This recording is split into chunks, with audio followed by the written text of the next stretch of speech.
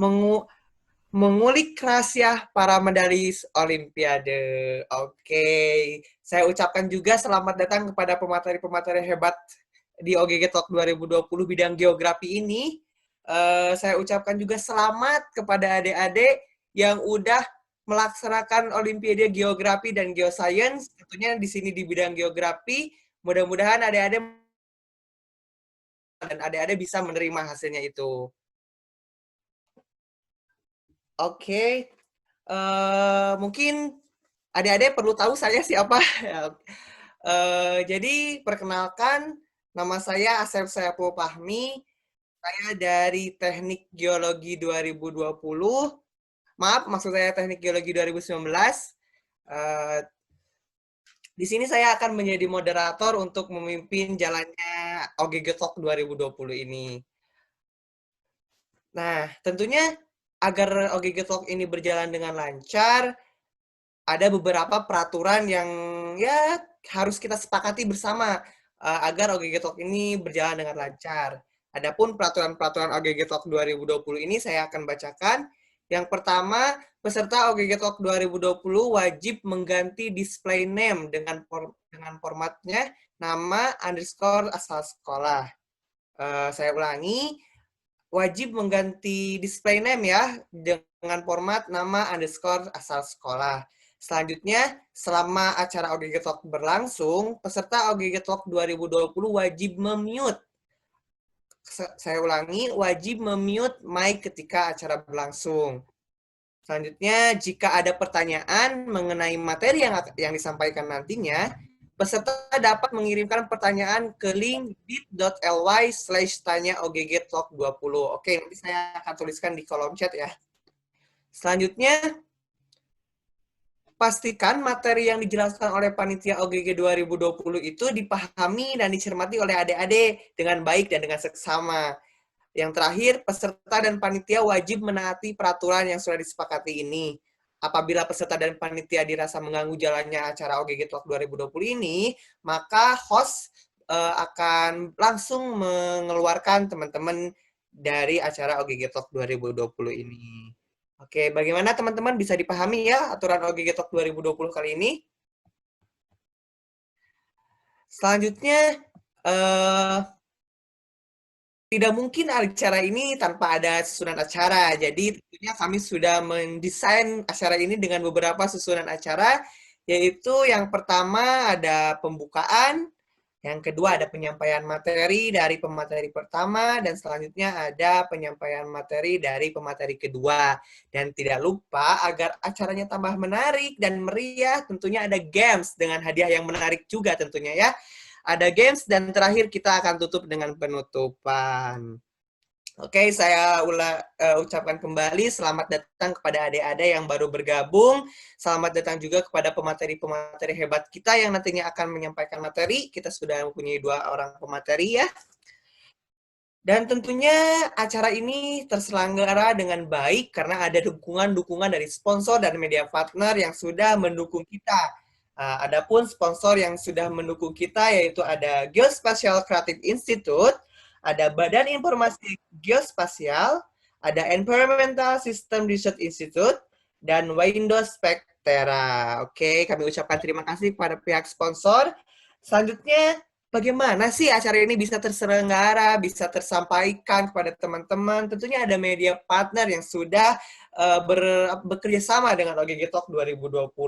Ada beberapa media partner yang sudah bekerja sama, yaitu ada QNN Group dari @kebumian.qna, ada Olimpiade_update, ada event pelajar, ada infolomba.indonesia.id, ada dunia lomba, ada cari_lomba, info lomba plus, gudang_lomba.id, dan yang terakhir adalah info lomba kita. Oke.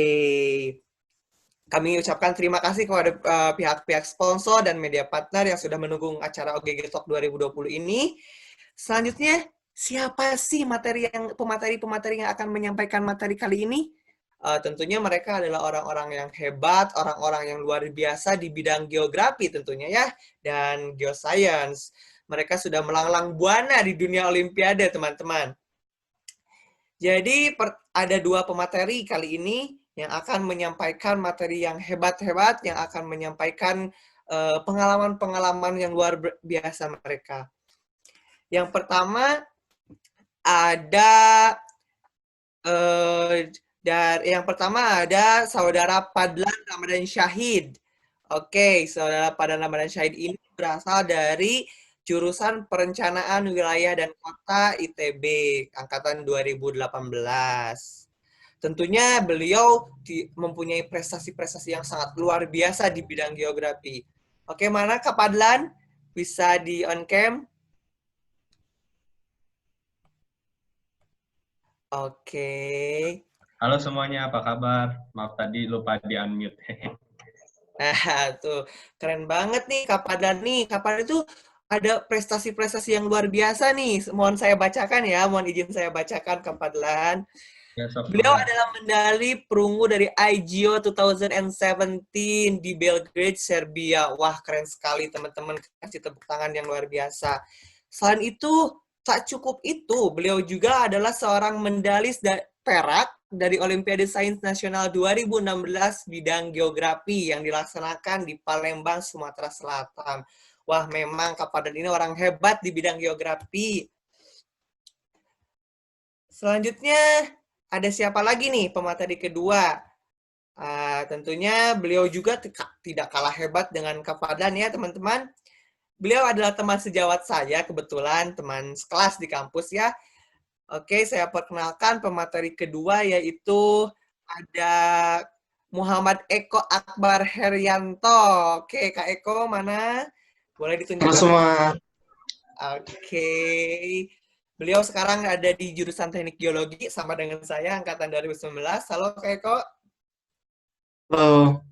Izin saya membacakan prestasi ya. Oh my God, prestasinya juga luar biasa. Dia adalah seorang mendalis dari International Earth Science Olympiad. Wes, keren sekali.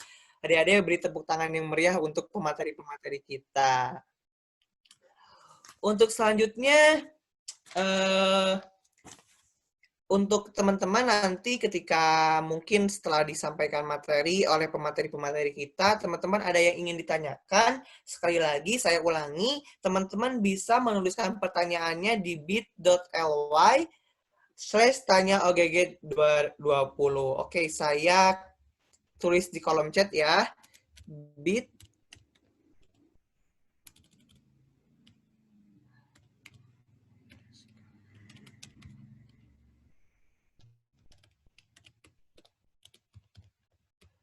Nah, udah saya tulis ya di kolom chat bit.ly/tanya OGG Talk 20. Jadi buat teman-teman nanti ketika ingin bertanya bisa tuliskan pertanyaannya di sana dan nanti di akhir acara ada sesi tanya jawab akan dipilih pertanyaannya.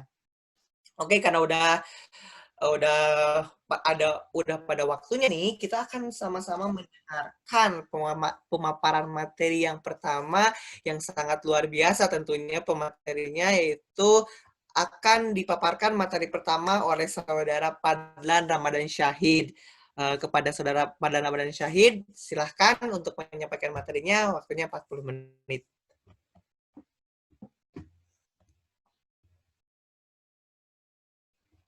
Halo, Kak Padlan. Halo. Ya, maaf. Oke, terima kasih teman-teman semua. Sebelumnya, Assalamualaikum warahmatullahi wabarakatuh. Waalaikumsalam warahmatullahi wabarakatuh. Oke, teman-teman apa kabar nih semuanya?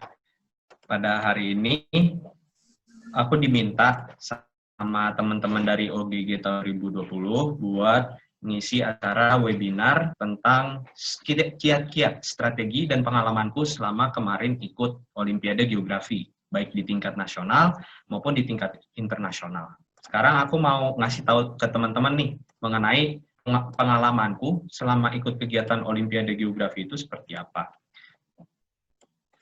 Sekarang di layar teman-teman udah kelihatan kan ada PPT sebelum saya mulai tayangkan. Udah, Kak. Oke, jelas banget nih, Kak. Ya. Hilang lagi, Kak.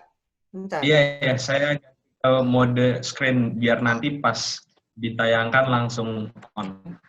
Oke. Oke. Sudah? Sudah tayang ya berarti? Oke, bismillahirrahmanirrahim. Jadi hari ini saya akan sharing-sharing ke teman-teman sekalian mengenai perjalanan karir saya di Olimpiade Geografi. Di Olimpiade Geografi yang saya ikuti. Cerita tentang Olimpiade Geografi yang saya ikuti hanya berlangsung selama 18 bulan, teman-teman. Lebih tepatnya saat saya baru semester 2, waktu kelas 10, sampai akhirnya saya masuk kelas 12 di semester 1. Jadi setengah dari masa SMA saya itu dihabiskan untuk ikut kegiatan Olimpiade Geografi. Oke, kita mulai saja. Pertama, perkenalkan diri dulu, teman-teman. Saya akan memperkenalkan diri saya. Nama saya Fadlan Ramadan Sahid, lahir di Jakarta 20 tahunan yang lalu. Sekarang saya kuliah di jurusan PWK, tadi sudah dikenalkan. Saya dari SMA 8 Jakarta. Kemudian saya menjadi bagian dari kontingen DKI Jakarta waktu OSN 2016, sekaligus juga menjadi bagian dari kontingen IGO 2017 Indonesia. Seperti itu. Kemudian nih, teman-teman yang hadir di sini aku rasa udah pada tahu tentang geografi, tapi biar kita sama-sama memperjelas pemahaman satu sama lain, aku mau jelasin tentang apa itu geografi dan apa itu Olimpiade Geografi. Sekarang kalian bisa lihat di layar ada 2 bola. Yang sebelah kiri itu ada bola bumi, yang sebelah kanan itu ada bola yang isinya foto pemandangan itu di tepi danau, teman-teman, tepi danau Maninjau. Indah sekali, saya nggak bohong, itu bagus banget. Terus ada awan juga, ada awan saat itu sedang hujan, terus ada turis juga di sana. Ini di Puncak Lawang. Hubungannya apa kemudian dengan geografi? Singkatnya, geografi adalah ilmu pengetahuan yang mempelajari tentang kenampakan alam, fisik, dan bagaimana proses-proses yang terjadi di bumi ini bisa mempengaruhi kehidupan manusia yang ada di atasnya. Bagaimana manusia yang ada di atas permukaan bumi itu berinteraksi dengan permukaan bumi, dan bisa menimbulkan hubungan timbal balik, seperti yang kita lihat saat ini. Makanya, geografi secara umum dibagi menjadi 2 topik. Topik tentang geografi fisik dan geografi manusia. Sehingga bahan belajarnya cukup banyak sebenarnya. Tapi itu nggak jadi masalah, teman-teman. Selama teman-teman suka, aku yakin tanpa kalian berniat untuk belajar pun, kalian bisa tahu-tahu nyantol gitu pengetahuannya. Percaya deh, coba aja. Berikutnya. Sebentar. Kemudian ada yang nanya, Olimpiade Geografi itu apa? Olimpiade Geografi itu adalah salah satu cabang Olimpiade yang ada di OSN. Sekarang namanya ganti ya teman-teman, jadi KSN. Nah, Olimpiade Geografi di KSN ini akan menjadi jalan untuk menyaring kader sih bahasanya enggak, bibit-bibit tunas-tunas terbaik Indonesia untuk dikirim ke International Geography Olympiad. Perlu diketahui teman-teman, geografi merupakan cabang olimpiade paling muda dari seluruh cabang olimpiade di OSN. Baru ada pada tahun 2013 setelah ada orang Indonesia yang menang Olimpiade Geografi Internasional, Kak Bintang Rahmatwananda. Kebetulan dia anak geodesi FITB nih, FITB 2012. Dia sekaligus menjadi pembuka jalan untuk lahirnya Olimpiade Geografi. Dahulu ketika anak Indonesia hendak dikirim ke IGO, dari tahun 2012 sampai 2013, itu diseleksinya lewat OGG, teman-teman. Tapi karena sekarang sudah ada OSN, jadi diseleksinya lewat tahapan OSN. Seperti itu. OGG, IGO setiap tahunnya mewajibkan negara-negara yang hendak mengikutinya mengirimkan 4 orang. Walaupun kadang-kadang ada yang cuma 3, ada yang cuma 1, seperti itu. Tapi biasanya maksimal 4. Lalu teman-teman di sini mungkin sedikit bertanya-tanya, bedanya geografi dan kebumian itu apa? Aku rasa udah pada tahu sih sebenarnya.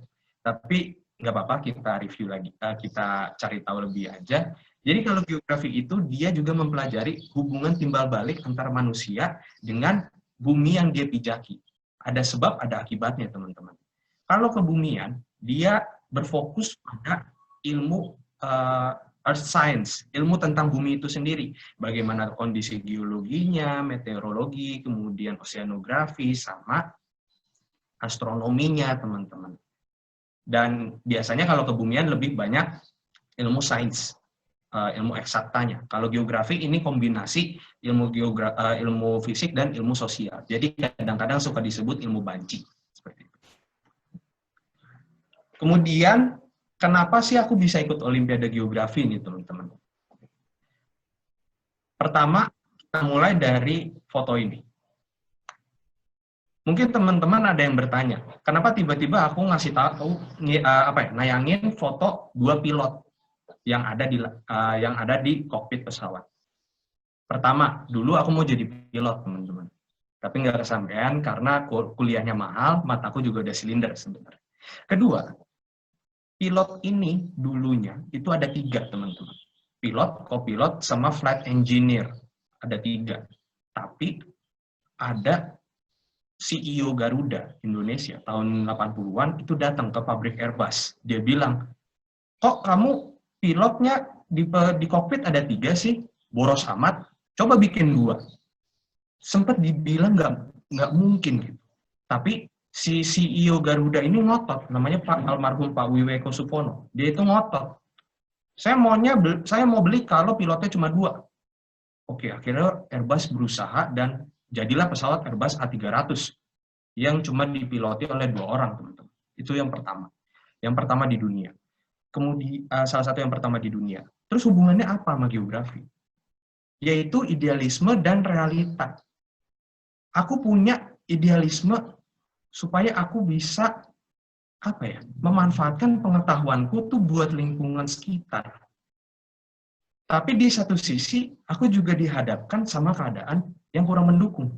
Aku dulu nganggapnya Olimpiade Geografi itu dipandang sebelah mata, teman-teman. Karena menurut salah satu lembaga pelatihan OSN yang pernah datang ke sekolahku, geografi itu mata pelajaran OSN yang butuh jam belajar paling sedikit dari semua jam belajar mata pelajaran lain di OSN. Paling banyak matematika. Nah, aku merasa minder dong. Loh, yakin aku mau geografi? Ntar kalau aku bisa, aku menang, aku dianggap remah-remah. Cuma bisa di hal yang gampang aja gitu. Seperti itu, teman-teman. Kemudian, berikutnya, ini ada foto. Ada foto tentang kemacetan, foto tentang bus di sebuah negara maju, foto tentang Bandung. Ini foto yang di kiri bawah itu diambil di puncak sebuah gunung di utara Bandung, saat aku pelatnas dulu, dan di sebelah kanan bawah ada foto skyline dari Jakarta. Kenapa aku nayangin foto ini?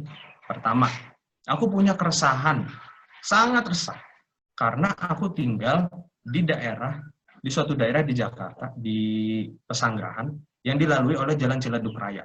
Hampir setiap hari Jalan Ciledug Raya itu penampakannya kayak di gambar kiri atas itu, teman-teman. Selalu macet, 5 kilo 1 jam ketika jam pulang kantor. Seakan-akan nggak ada penataan sama sekali. Berantakan bukan main. Tapi di satu sisi, aku suka diajak jalan-jalan oleh ibuku, terutama oleh ibuku ya, teman-teman, pergi ke luar negeri. Di sana aku melihat bahwa infrastruktur mereka tuh bagus banget. Bus-bus, kemudian trotoarnya rapi. Kebetulan foto di kanan atas itu diambil di Vancouver, di Kanada. Kemudian, aku juga penasaran, ada fenomena alam yang terjadi di atas kota Bandung, itu kenapa bisa ada awan di bagian bawah pegunungan. Jadi Bandung itu diselimuti awan tipis, teman-teman. Kok bisa gitu? Sama yang terakhir, aku ini pengen berbuat sesuatu buat Jakarta, gitu. Terutama di kampung halamanku di Jakarta. Kayak, gimana sih caranya aku bisa mengoptimalkan pengetahuan yang aku punya buat benerin Jakarta? Karena ternyata itu ada di geografi, teman-teman. Kita lanjut. Tapi, seperti yang dulu aku pernah kasih tahu, dulu aku terlalu termakan sama rasa gengsi, sama anggapanku sendiri. Sehingga akhirnya aku memilih untuk bergelut di bidang biologi. Aku dibeliin ayahku buku Campbell, 3 jilid, 1 juta. Tapi aku cuma baca beberapa bagian. Lalu pas beberapa hari sebelum pendaftaran OSK ditutup di sekolahku, pendaftaran OSS tingkat sekolah, akhirnya aku banting setir. Ketika aku banting setir, aku ngerasa, apa ya, ya aku nekat gitu. Aku menyia-nyiakan apa yang udah dikasih sama ayahku, pertama. Tapi yang kedua, aku juga nyadar bahwa ternyata passionku ini bukan di geografi. Aku ini bukan orang yang suka belajar tentang tumbuhan, tentang hewan, tentang makhluk hidup. Tapi aku suka belajar tentang bumi dan belajar tentang manusia yang ada di atasnya. Tentang transportasi, tentang bencana, tentang alam. Aku dulu mikir itu nggak ada, teman-teman. Bidang yang mewadahi kesukaanku itu nggak ada awalnya. Tapi ternyata, ada ya.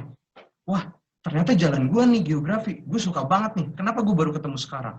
Akhirnya aku dengan semangat daftar geografi. Sampai temanku nanya, lu yakin mau daftar geografi? Anak-anak di bidang geografi tuh ambis-ambis loh, yang di 8 Jakarta. Tapi aku pikir, enggak. Ya udah nggak apa-apa, gue daftar aja. Mau gimana pun jalannya, gue ikutin. Akhirnya aku daftar. Kemudian aku juga percaya, dengan geografi ini, aku bisa jalan-jalan, teman-teman. Karena dulu aku pernah ikut lomba-lomba juga pas SMP, berangkat lomba sains ke Thailand. Waktu itu memang masih bayar sendiri lombanya, dan itu lombanya tentang fisika, kimia, biologi, yang sebenarnya aku nggak terlalu tertarik. Berikutnya, saat itu aku tahu, setelah mengecek, Olimpiade Geografi akan diselenggarakan di Palembang dan di Serbia. Aku ini orang yang suka jalan-jalan. Jadi aku mau nyari lomba yang bisa jalan-jalan gratis. Akan sangat keren ketika kita bisa jalan-jalan, tapi dibiayai oleh otak kita. Bukan oleh dompet kita, teman-teman.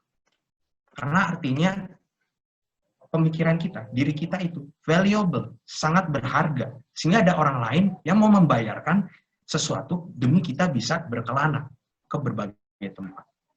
Ini tanggal pelaksanaannya, teman-teman. Jika dilihat, lokasinya itu jauh. Yang satu Palembang di sini, yang satu Serbia ada di sini. Jauh banget. Bahkan dulu targetku untuk bisa ke Serbia adalah karena aku belum pernah ke Eropa. Jadi aku pengen ke Eropa. Walaupun negaranya Serbia. Ya aku tahu sedikit banyak bahwa Serbia bukan negara yang semaju Eropa Barat lain. Seperti Prancis, Inggris, Jerman, dan sebagainya. Tapi ya udah, yang penting aku jalan-jalan, yang penting aku ke Eropa. Supaya aku termotivasi, dan kebetulan baru belajar Adobe Photoshop juga dulu waktu SMA, maka aku bikin gambar ini. Igeo, Belgrade, Serbia 2017, shadow ya, latar belakangnya kota Beograd. Supaya apa? Supaya aku kebayang kalau suatu hari nanti aku bisa ke sana, teman-teman. Afirmasi positif gitu. Aku pajang gambar ini di laptopku 1 tahun lebih. Ketika aku tayang screen waktu presentasi di sekolah, orang pada ngelihat. Sebenarnya itu juga agak jadi beban. Karena ya aku udah pasang wallpaper ini, tapi kalau ternyata aku nggak jadi berangkat, waduh malunya nggak kebayang kayak gimana, teman-teman. Tapi ya sudah, aku nggak peduli apa kata orang dan just do it. Lalu tahap demi tahap, teman-teman. Ketika nggak ada perjuangan, maka nggak ada kekuatan. Itu kata Oprah Winfrey. Itu yang mesti kita pegang sama-sama. Pertama, perjuanganku dimulai dengan OSK. Setelah OSS, di sekolahku ada 4 orang yang daftar, padahal cuma 3 yang akan dipilih, dan aku aku kaget ketika aku ternyata kepilih, padahal aku nggak ikut pelatihan Olimpiade sama sekali di sekolah. Ya, itu bukti nyata passion, karena aku sudah sering membaca berita-berita pengetahuan umum seperti itu, ya aku tidak terlalu kesulitan ketika menjawab soal. Ada OSK, dari sekolah kami ada 3 orang, kemudian ada tahapan OSP, pra-OSP, kemudian lanjut OSP, karena aku di DKI Jakarta, jadi ada seleksi sebelum OSP-nya dulu. Dulu kita itu akrab banget waktu di tahapan OSP. Di pelatihan itu rasanya bukan kompetisi banget, tapi bonding gitu loh. main kucing, ngobrol, sharing antar sekolah gitu tiap pagi. Kemudian aku kepilih ke tahapan OSN, diboyong ke suatu hotel di Kota Bandung buat ikut pelatihan di apa ya yang diadakan oleh salah seorang guru geografi di DKI yang ngurusin OSN Geo, dan akhirnya berangkat ke OSN. Ini fotoku waktu di hotel daerah Palembang waktu itu. Lagi iseng ceritanya. Guess what? Hanya dalam waktu 3 bulan atau 4 bulan setelah aku masuk, mencemplungkan diri, lalu semua ini terjadi. Aku bisa dapat medali perak, kemudian DKI waktu itu memang masih juara 2, juara umum kedua, tapi nggak apa-apa. Dan sekolahku SMA 8 Jakarta jadi peraih medali paling banyak, dalam artian paling tinggi klasemennya dari seluruh Indonesia, dengan 4 emas, 3 perak, dan 3 perunggu. Senangnya bukan main, teman-teman. Karena dulu aku tuh sempat ngerasa jatuh waktu tes lapangan. Tes lapangan, wah petaku aku ngerasa ancur-ancuran, aku nggak bikin grid segala. Jadi minder gitu. Pas mau pengumuman, ya udahlah, udah perak perunggu aja nggak apa-apa. Begitu perunggu nggak ada, stres, aduh perunggu nggak ada, nama aku gimana. Pas masuk perak, ya udahlah, udah perak doang, dengerin aja. Terus temanku bilang, Dlan, jangan gitu, masih ada emas, masih ada perak cuy. Gak lama dia disebut, dia dapat medali perak gitu. Kemudian, nunggu bentar, tiba-tiba dia yang manggil, Fadlan Ramadan Syahid, dari SMA Negeri 8 Jakarta, Provinsi DKI Jakarta. Wah, aku ke depan, itu istighfar, malah astagfirullahaladzim, terus pas balik, teriak bareng-bareng sama 4 temanku yang dapat medali perak. Jadi yang dapat medali perak ini aku, terus ini Kak Almira, sama ini Gandhi. Nah, ini yang ngasih tahu aku dulu, yang menyemangati aku. Namanya Kak Gandhi. Kakak kelasku sekarang. Lalu setelah ikut OSN, menang OSN, diajak ke Platnas. Semua yang menang OSN diajak, 30 orang, tapi yang berangkat ke Platnas hanya 28, atas kemauan sendiri. Jadi ternyata Platnas itu nggak selamanya menegangkan, kita juga main-main, seru-seruan, ngobrol teman-teman. Platnas itu ada 4 tahap waktu zamanku, tahap 1, tahap 2, tahap 3, dan terakhir tahap 4. Tahap 1, 2, 3 sifatnya seleksi, tahap terakhir yang keempat sifatnya persiapan lomba. Untuk yang tahap 3 ini, untuk yang semua tahap ini rata-rata diseleksi setengahnya. Dari 30 jadi 15 atau 13, 13 jadi 8, 8 jadi 4. Waktunya sekitar 1 bulan untuk setiap Platnas. Tempatnya di Dagos Hill Hotel di Kota Bandung. Ini ketua Togi, teman-teman, yang memimpin pembuatan soal geografi selama ini. Namanya Pak Samsul Bahri. Lalu akhirnya hari itu tiba.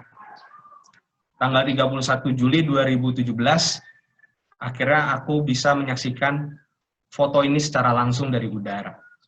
Bahwa gambar ini ternyata bukan menjadi khayalan belaka, tapi menjadi sesuatu yang kita akan lihat bersama. Seperti ini. Ini aku yang foto sendiri dari pesawat ketika akan mendarat di Bandara Nikola Tesla di Beograd. Aku terbang dari Jakarta lewat Istanbul, lewat Turki. Jadi naik Turkish, transit dulu 3 jam, habis itu terbang ke Serbia 1,5 jam. Nah, ini kemudian foto ketika kami jalan-jalan di Serbia, di Beograd. Ya namanya jalan-jalan ke negeri orang, ikut olimpiade di negeri orang, gimana ya? Nggak kebayang aja gitu. Oh, akhirnya bisa dapat jalan-jalan gratis, foto-foto. Ini fotoku ketika lagi ada di tengah-tengah kota Beograd, ada di kota Novi Sad, kemudian ada di tower, di Avala Tower yang ada di Serbia gitu. Di Beograd ini kotanya. Ini akunya sama teman-teman megang bendera IGEO. Ada 3 tes ketika IGEO, yaitu tes multimedia, tes lapangan, sama tes tertulis esai. Kalau yang tes lapangan itu ada 2, tes lapangan observasi, teman-teman mencatat observasi, sama teman-teman melakukan analisis sehari setelahnya dengan hasil observasi yang teman-teman punya. Mirip dengan tipikal OSN kita, tapi tidak ada tes laboratorium seperti itu. syukur alhamdulillah karena jadi bagian dari kontingen Indonesia resmi dari Kemendikbud, maka aku bisa pergi bisa disambut di kedutaan besar kita KBRI Beograd. Ini sama Pak Dubesnya waktu itu dijamu, diajak ngobrol-ngobrol. Lalu beberapa hari kemudian kami juga diundang lagi, tapi bukan buat pertemuan resmi, cuma buat buat main ngerayain 17 Agustus. Acara 17-an di KBRI. Setelah itu kami bisa jalan-jalan ke Museum Yugoslavia, ada makamnya Josip Broz Tito, jaraknya nggak jauh dari sana. Dan akhirnya hasil itu tiba. Aku dapat medali perunggu. Ini bentuk medalinya teman-teman. Ini adalah gambar ketika aku dapat medali. Kalau buat teman-teman tahu, mirip dengan sistem OSN, jadi nggak cuma peringkat 1, 2, 3 yang dapat penghargaan.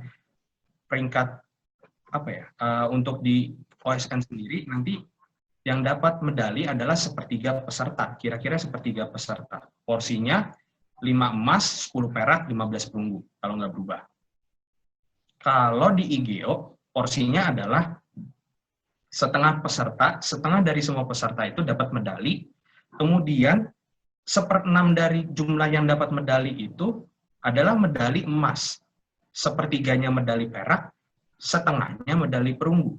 Waktu aku ke sana, jumlah pesertanya sekitar 160, medali emas ada 14 orang, peraknya ada 26 orang, perunggunya 40 orang. Aku kebetulan waktu itu di peringkat 60, teman-teman. 60. Dari 80 medalis, jadi aku dapat medali waktu itu. Ini di Belgrade pengumumannya jam 10:30 malam. Akhirnya Indonesia kembali dapat medali emas untuk kedua kalinya atas nama temanku Kak Iqbal Hakim ini. Lalu ada medali perunggu juga Aji Wijaya sama aku seperti itu. Nah, ini ada satu orang yang nggak dapat medali seperti itu, tapi nggak apa-apa. Karena waktu punya cerita tersendiri di dalamnya. OSK 21 Februari, OSN 15-21. Mei, kemudian setahun kemudian ikut IGO. Totalnya sekitar 18 bulan. Lalu ada yang bertanya nih juga, bagaimana caranya? Ada kutipan menarik dari pemimpin Tiongkok dulu, namanya Mao Zedong. Terlepas dari segala cerita tentang komunis yang dia anut, ada satu kutipan yang menarik. Once all struggle is grasped, miracles is possible. Ketika kalian sudah melalui semua perjuangan yang ada, kita sudah melalui perjuangan yang ada, maka keajaiban itu mungkin untuk terjadi, teman-teman. Percaya. Ini adalah jawaban tentang bagaimana caranya aku melalui hari-hari sulit, tentang jawaban yang penuh ketidakpastian, tentang suhu saat tes lapangan yang sangat panas, 34 Celcius, bahkan di Belgrade aku dapat ketika suhunya 40, teman-teman.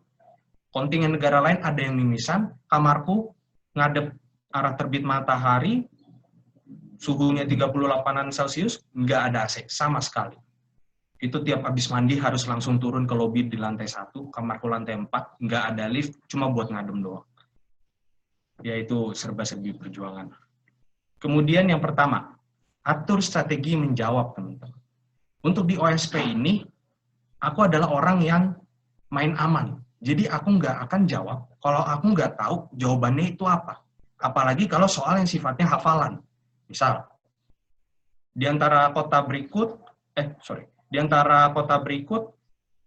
mana kota yang lebih terletak di lebih mudah untuk mati.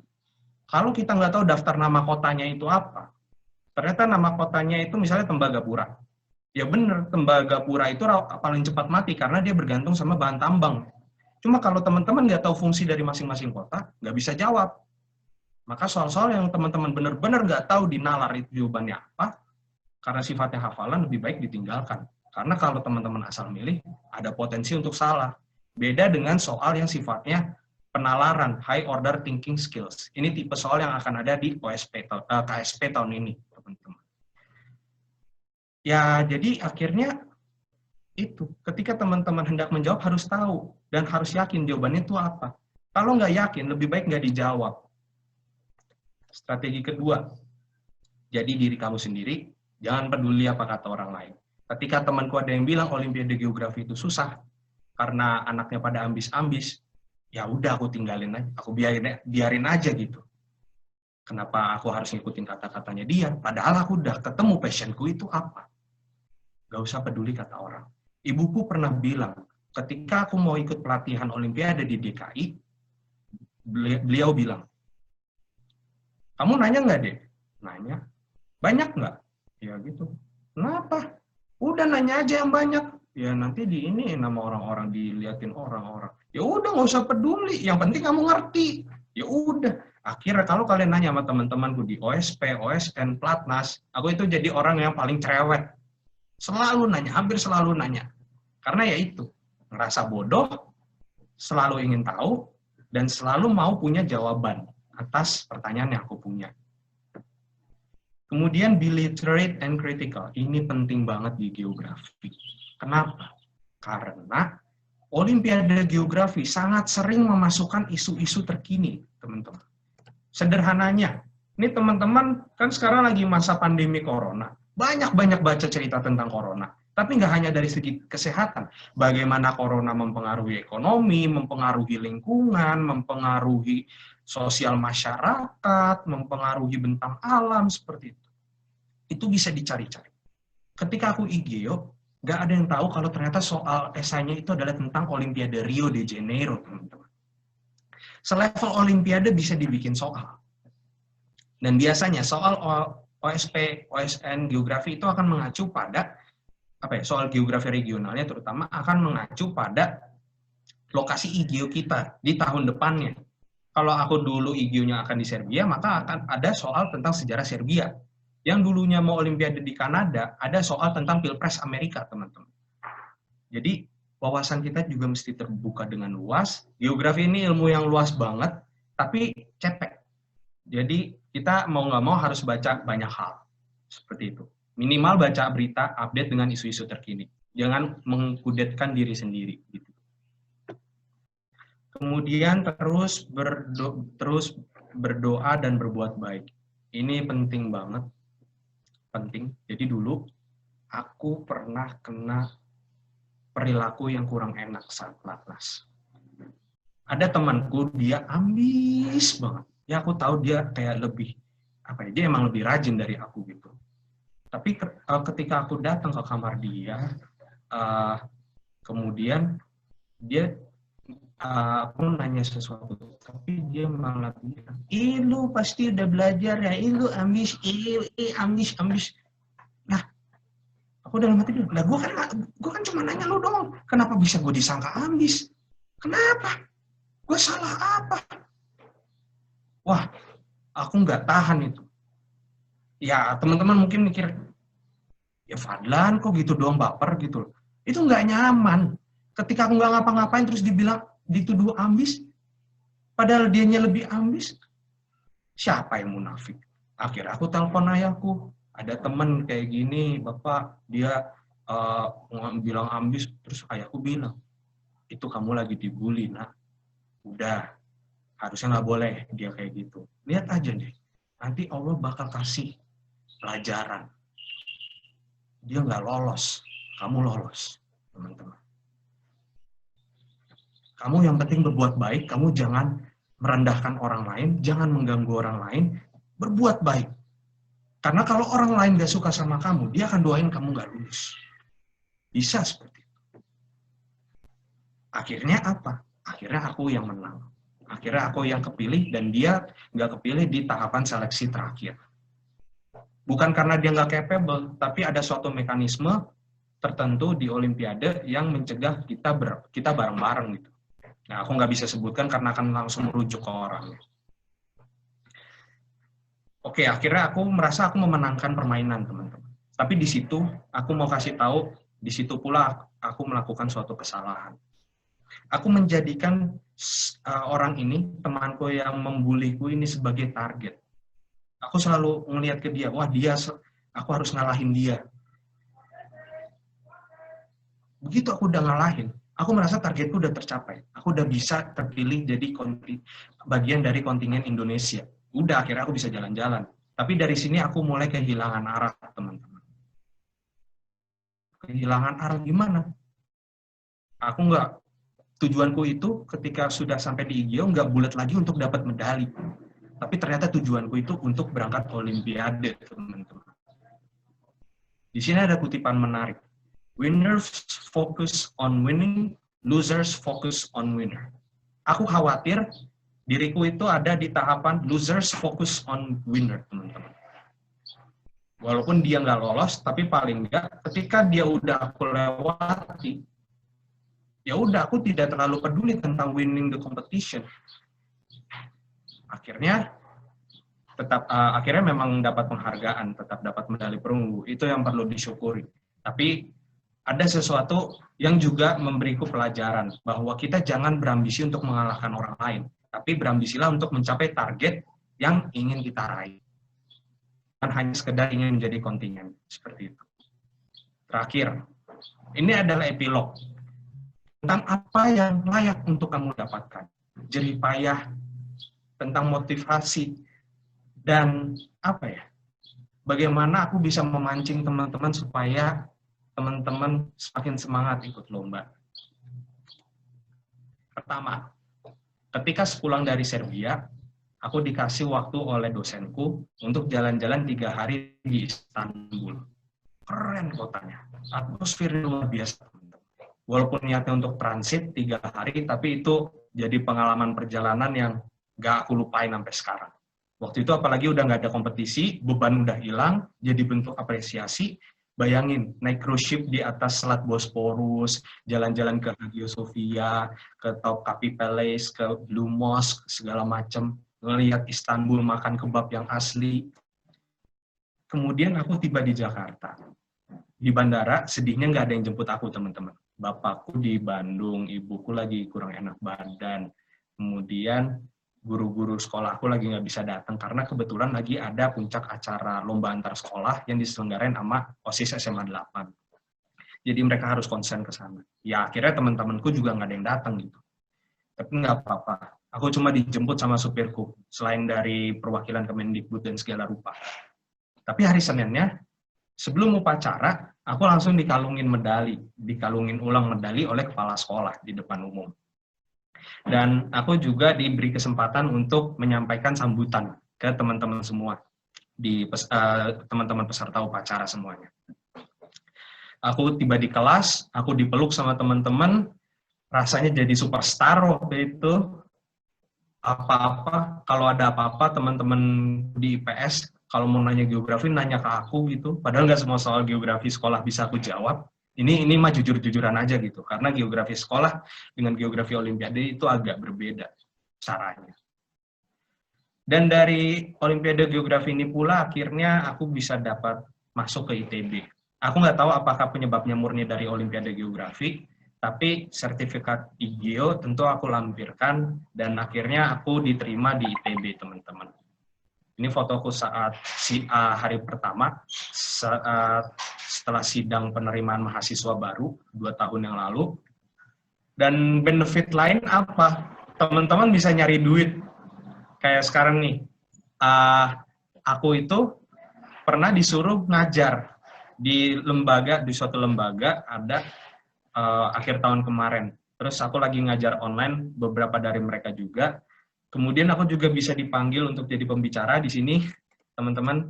Tapi kalau yang mau aku sampaikan adalah teman-teman bisa nyari duit sebagai pengajar. Langkah sederhananya seperti itu. Hitung-hitung untuk nambah uang saku. Dan terakhir, teman-teman bisa dapat beasiswa dari pemerintah. Beasiswa unggulan ini adalah beasiswa yang juga diperuntukkan bagi pemenang Olimpiade Internasional. Kalau kalau menang medali perunggu beasiswa S1, menang medali perak beasiswa S2, menang medali emas beasiswa sampai S3. Dengan syarat S1 di Indonesia. Maka aku dapat beasiswa untuk S1, teman-teman. Itu lumayan, biaya kuliahnya dibayarin, seluruh biaya UKT itu dibayar sama negara, dikasih uang saku 1,4 juta sebulan, uang buku dikasih 1,8 juta per 6 bulan, kalau aku nggak salah, per tahun gitu. Itu benefitnya, kalau dihitung-hitung uang beasiswa itu selama masa kuliah bisa sampai jutaan rupiah, ratusan juta rupiah, teman-teman. Pada akhirnya, terima kasih pada panitia sudah memberikan kesempatan saya untuk berbagi di sini. Kalau mau kontak saya silakan. Saya punya Instagram, ada email, ada Medium, dan blog juga. Saya juga nulis tentang pengalaman saya Olimpiade, terutama di blog saya. Itu udah komplit sampai saya menang lombanya. Makasih. Oke, terima kasih Kak Padlan. Wow, sangat hebat sekali dan menginspirasi ya. Kak Padlan ini berjuang untuk bisa mendapatkan hasil terbaik dan alhamdulillah mendapatkan medali perunggu ya di IGO 2017. Oke, tadi ada beberapa ya sih yang saya garis bawahi dari Kak Padlan ini. Tadi ada kita benar-benar harus nanya ketika ada yang benar-benar kita tidak pahami biar kita tuh kalau bisa menambah pengetahuan kita. Selanjutnya, ini sih yang saya benar-benar saya suka dari pembicaraan Kak Padlan ini. Saya kayaknya ini akan jadi quote saya deh. Jangan pernah berambisi untuk mengalahkan orang lain, tapi berambisilah untuk kesuksesan kita. Itu benar sih Kak. Saya setuju dengan kata-kata kakak ini. Jangan pernah berambisi untuk mengalahkan orang lain, tapi berambisilah untuk kesuksesan kita gitu. Dan yang terakhir ini semua pasti harus melaksanakan berdoa ya Kak, berdoa kepada Yang Kuasa, kepada Tuhan Yang Maha Esa untuk dipermudah jalannya. Oke, terima kasih Kak Padlan. Wah, sangat menarik sekali, sangat hebat pemaparan Kak Padlan. Oh, jadi jangan lupa buat adik-adik yang mau bertanya bisa di bit.ly/tanya-ogg20. Maaf, bit.ly/tanya-ogg20. Bisa ditanya nanti pertanyaannya akan saya pilih di akhir acara ya. Oke, selanjutnya kita akan ada pemaparan materi dari pemateri kedua yang akan disampaikan oleh teman saya, yaitu Muhammad Eko Akbar Herianto. Kepada Muhammad Eko Akbar Herianto, saya persilahkan.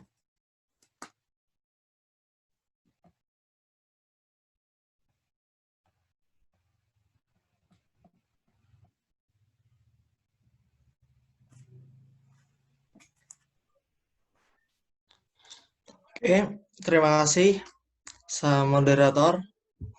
Saya kenalin, pertama, namaku Muhammad Akbar Rianto. Jadi di sini aku ditunjuk oleh panitia OGG 2020 untuk menjelaskan tentang apa sih FITB, apa itu OGG, gimana sejarahnya, kenapa kita kok bisa online ini OGG 2020-nya, terus gimana sih ITB itu suasananya gitu-gitulah. Yang mungkin di tahun kedua adik-adik, teman-teman, yang bakalan milih nih universitas-universitas sebagai lanjutan pendidikan kalian gitu. Jadi aku jelasin dulu apa itu OGG.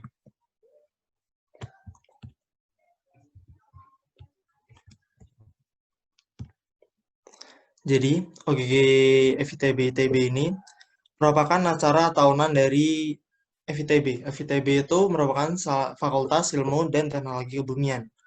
Seperti yang sudah dikatakan oleh Kak Fadlan tadi, OGG FITB ITB ini cikal bakal dari OSN Geografi.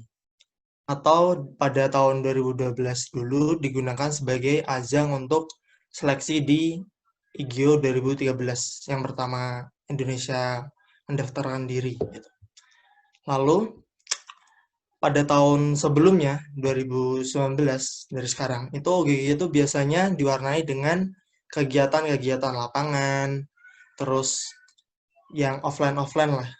Lalu pada tahun ini karena pandemi yang kita sudah ketahui itu kita rancang ulang OG offline itu menjadi OG online, di mana hype-nya atau tujuan dari OG ini bisa tercapai sendiri.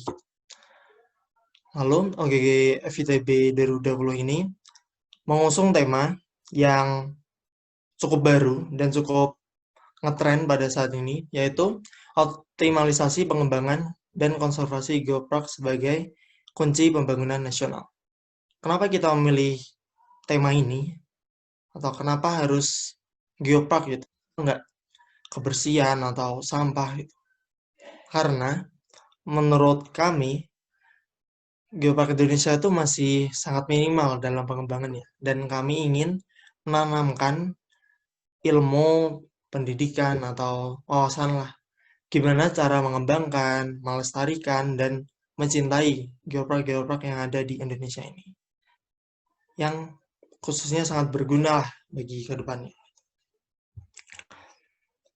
Halo? Ya, mungkin kalian sangat tidak asing lah dengan gambar inilah. Ya, benar. Ini gambar Institut Teknologi Bandung. Institut terbaik bahasa. Banyak yang bilang gitu. Nah, ITB ini merupakan acara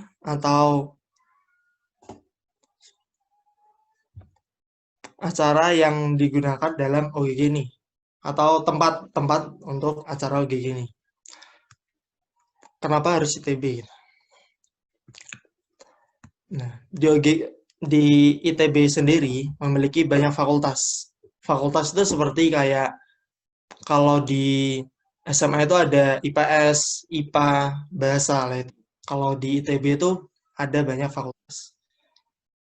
Kalau kalian mau sipil ya ada FTSL, terus kalian mau seperti Kak Fadlan itu yang perencanaan itu ada SAPPK, gitu-gitu. Dan di OGG sendiri ini dilaksanakan oleh FITB atau Fakultas Ilmu dan Teknologi Kebumian. Nah, di ITB itu ada beberapa fakultas dan beberapa kampus. Nah, kampus yang utama atau yang tadi sebelumnya ada gambar itu ITB Ganesha. Ada beberapa ITB lainnya seperti ITB Jatinangor dan ITB Cirebon. Itu bagian dari ITB, tapi itu merupakan kampus baru atau berbeda tempat. Di FITB sendiri memiliki beberapa prodi atau program studi. Program studinya ini mungkin sangat berkaitan erat dengan apa itu definisi dari FITB sendiri atau kebumian. Tapi tidak hanya sebatas kebumian. Gitu. Yang pertama ada teknik geologi. Kalian udah tahu pasti ya, teknik geologi itu mempelajari tentang bumi atau aspek-aspeknya yang di dalam lah. Prospek kerjanya juga ada, seperti perminyakan, pertambangan, teknik geologi gitu. Lalu, yang kedua ada geodesi, atau bagi kalian geografi. Geografi itu ada beberapa materi yang membahas tentang pemetaan. Di sini kalau di geodesi itu juga gitu juga. Ada beberapa materi yang berfokus pada pemetaan atau surveyor. Prospek kerjanya ya seperti Badan Pemetaan Nasional, enggak LIPI, riset gitu. Atau ada meteorologi yang mempelajari tentang atmosfer atau yang ada di udara gitu. Contohnya yang kita sering lihat di Instagram mungkin atau di TV, yaitu tentang BMKG, peramalan cuaca gitu-gitu. Nah, itu merupakan bagian dari ilmu meteorologi. Lalu ada oceanografi. Nah, ya, menariknya dari oceanografi ini itu prodi dari oceanografi ini di Indonesia itu masih ada 2. Yang satunya di Universitas Diponegoro, satunya di ITB sendiri. Jadinya sangat minim gitu. Tapi emang prospek kerjanya itu lumayan bagus gitu. Ini juga logonya kebalik ya ini. Ini yang oceanografi, ini yang meteorologi. Terus di FITB sendiri, FITB itu merupakan fakultas yang ada di ITB. ITB itu memiliki 2 program. Ada yang pertama itu program namanya TPB atau tahap persiapan bersama, dan satunya program seperti universitas-universitas lainnya. Itu ya seperti program studi lah. Kalau buat tahap persiapan bersama, itu sistemnya nanti kita belajar 1 tahun, Lalu kita itu mempelajari materi-materi yang kita sudah dapatin di SMA. Atau istilahnya kita hanya mengulang materi yang di SMA. Mungkin seperti matematika, fisika, kimia, gitu.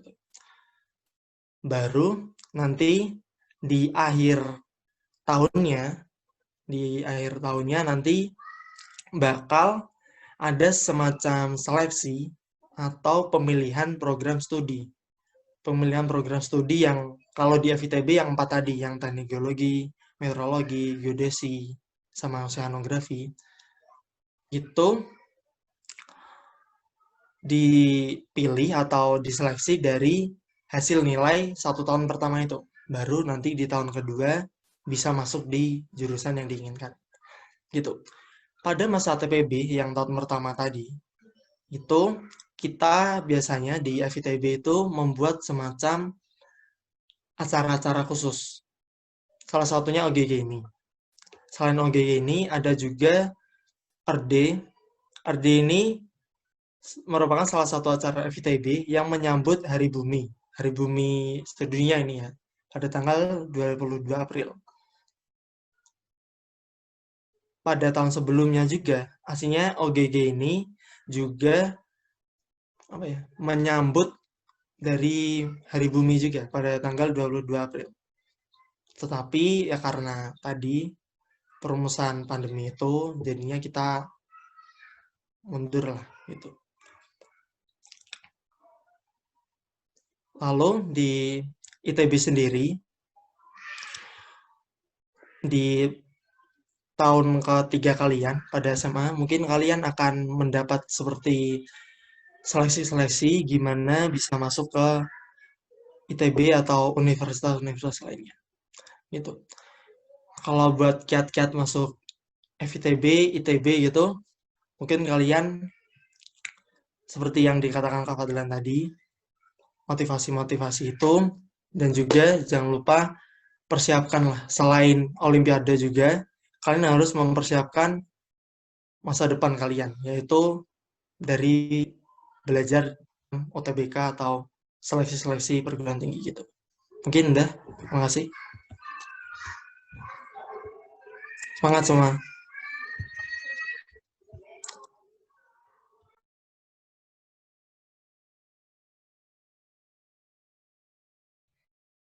Oke, makasih Eko sudah menyampaikan sedikit ya.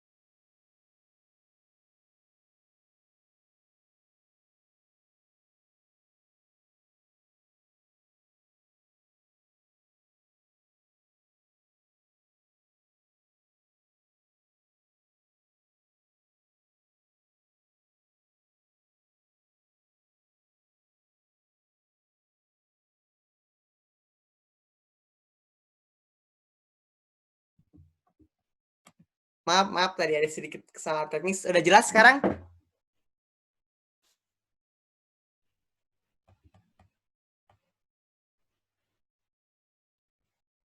Udah jelas sekarang? Maaf tadi ada kesalahan teknis ya. Oke, maaf sekali lagi tadi ada sedikit kesalahan teknis. Jadi saya ulangi, ada yang perlu digarisbawahi ya dari pemaparan dari teman saya tadi Eko. Yang pertama yaitu bahwa ITB itu mempunyai multi kampus teman-teman, nggak cuma kalau mungkin kampus lain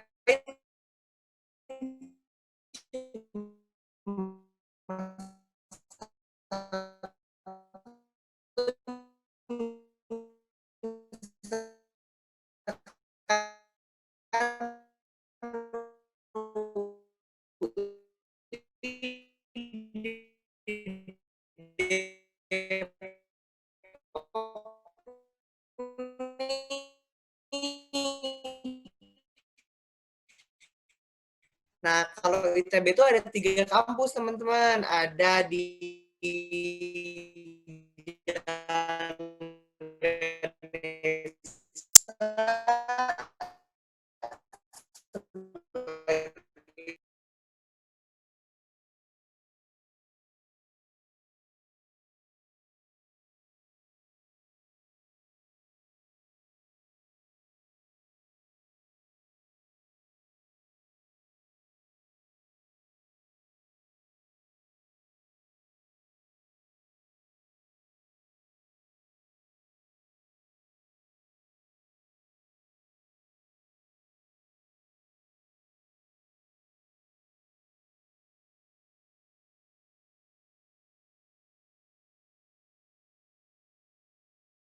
Oke, teman-teman. Terus ada lagi satu hal yang beda nih di ITB sendiri.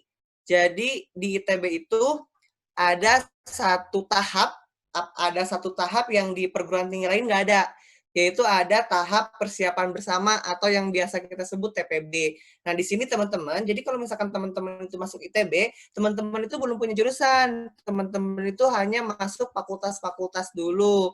Nah, 1 tahun ini teman-teman nanti akan belajar kembali, mengulang kembali materi-materi SMA yang sudah dijelaskan di SMA secara lebih mendalam di ITB. Nah, untuk selanjutnya, untuk menuju tingkat 2, baru teman-teman akan diseleksi kembali untuk masuk jurusan yang ada di fakultas-fakultas teman-teman. Kayak gitu, teman-teman. Udah jelas ya pemaparan dari teman saya Eko dan tadi Kak Fadlan. Selanjutnya, kita langsung aja kali ya masuk ke sesi tanya jawab.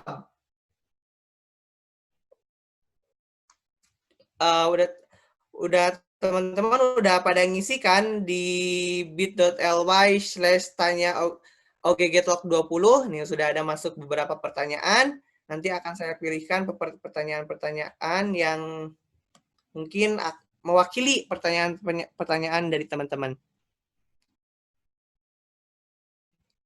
Nah, oke. Langsung aja kali ya teman-teman ke pertanyaan-pertanyaannya. Host, apakah sudah siap untuk mengizinkan pemateri 1 dan 2 share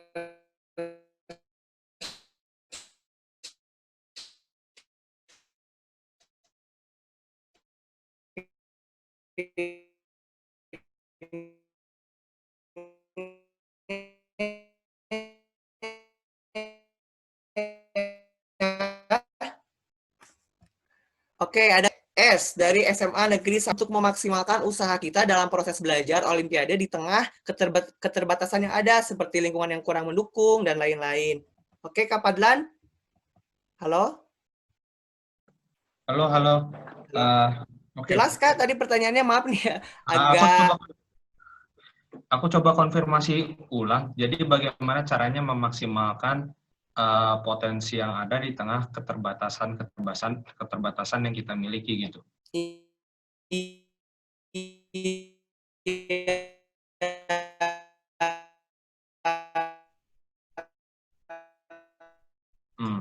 Ketika yang lingkungannya kurang mendukung dan lain-lain. Oke, makasih sebelumnya teman-teman yang sudah bertanya. Kalau dari aku dulu alhamdulillah kalau aku sendiri sebenarnya tidak terlalu mengalami banyak kesulitan karena kalau dari pihak keluarga sudah cukup mendukung, sekolah mendukung seperti itu. Cuma waktu aku dulu yang bisa aku sharing pengalamannya, dulu itu susah banget nemu buku pelajaran tentang Olimpiade Geografi. Beda sama bidang matematika, fisika, kimia. Aku sampai pergi ke Gramedia Matraman di Jakarta buat nyari buku itu, tapi nggak nemu buku yang khusus buat Olimpiade. Jadi sebenarnya tuh aku bingung belajar dari mana. Akhirnya aku coba cari jalan keluar, aku nekat. Kunci pertama itu nekat, kalau kita lagi kepepet. Nekat nanya ke temen yang lebih dulu ikut seleksi Olimpiade Geografi, lu punya soal tahun segini nggak yang hasil pembahasannya, boleh fotokopi nggak? Oh yaudah boleh. Tapi ternyata aku sama dia nggak ketemu lagi dan baru ketemu pas hari H seleksi gitu. Ya udah akhirnya nggak dapet. Cuma aku akhirnya nekat buat buka soal-soal OSN yang udah lama, udah OSK, OSP yang udah dulu-dulu. Cek sama kunci jawabannya, kalau OSK itu kunci jawabannya kan masih beredar, OSP itu baru enggak, karena langsung dikoreksi sama dosen pembuat soal. Oh ini jawabannya ini, oh ini jawabannya ini, dulu mah belajarnya cepet aja gitu. Kalau dilihat lebih luas lagi, cara untuk mengatasi cara untuk mengoptimalkan kemampuan di tengah hambatan-hambatan yang ada adalah kamu mengoptimalkan kemampuan-kemampuan yang udah kamu punya gitu. Sebenarnya aku boleh nanya nggak rincinya, keadaan rinci yang sedang kamu hadapi itu seperti apa, supaya sebenarnya jawabannya lebih bisa terfokus ke sana. Ini boleh nanya ke penanyanya nggak? Sorry, dari MC-nya atau Boleh. sifat satu arah. Boleh banget, Kak. Boleh banget. Nanti tadi pertanyaannya dari saudara, bentar. Eh Hikmat TS. Oke, Hikmat TS mungkin bisa on cam dan bertanya langsung nih. Mana nih? Ada Hikmat TS dari SMA Negeri 1 Ciamis. Boleh, boleh. Silakan. Kalau misalkan ini. Lalu untuk on cam atau kurang berkenan untuk on cam, boleh deh diketik di kolom chat.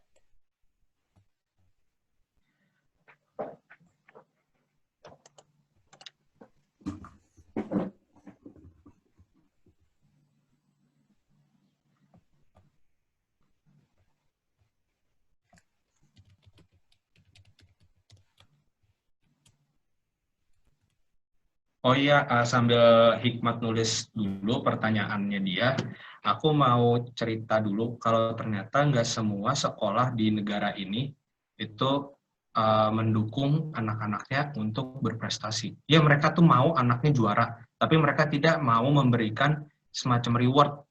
Reward tuh nggak cuma dalam bentuk penghargaan kalau menang, tapi privilege yang bisa kita dapat ketika kita berjuang di Olimpiade. Misalnya, nilainya bisa dibantu, dapat kelas tambahan, dapat dispensasi untuk tidak ikut kelas, seperti itu.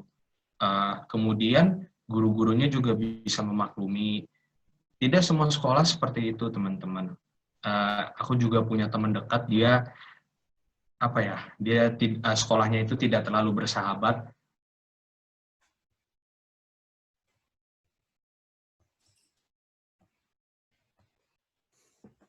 Mengenai perizinan untuk ikut Olimpiade dan sebagainya. Pada akhirnya kalian harus memilih, teman-teman. Apakah kalian mau fokus untuk di Olimpiadenya itu sendiri, atau kalian memilih fokus untuk di sekolah. Cuma, kalau kalian memilih untuk fokus di Olimpiade, kalian akan mendapatkan sesuatu yang extraordinary, teman-teman. Nggak banyak orang yang bisa dapat penghargaan seprestis kalian. Beda sama kalau kalian memilih berjuang di sekolah seperti itu. Walaupun toh pada akhirnya sekolah juga yang akan membantu untuk masuk ke perguruan tinggi, terutama jalur undangan.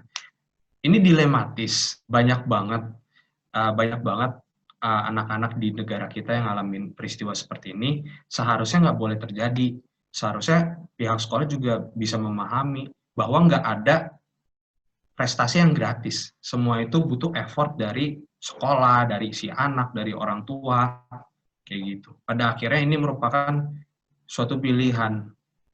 Kalau dulu aku pernah ganti kepala sekolah yang baru, gak terlalu peduli sama Olimpiade. Ya dia peduli, tapi dia gak secara tegas minta guru-guru untuk membantu anak-anak Olimpiade mendapat nilai yang baik.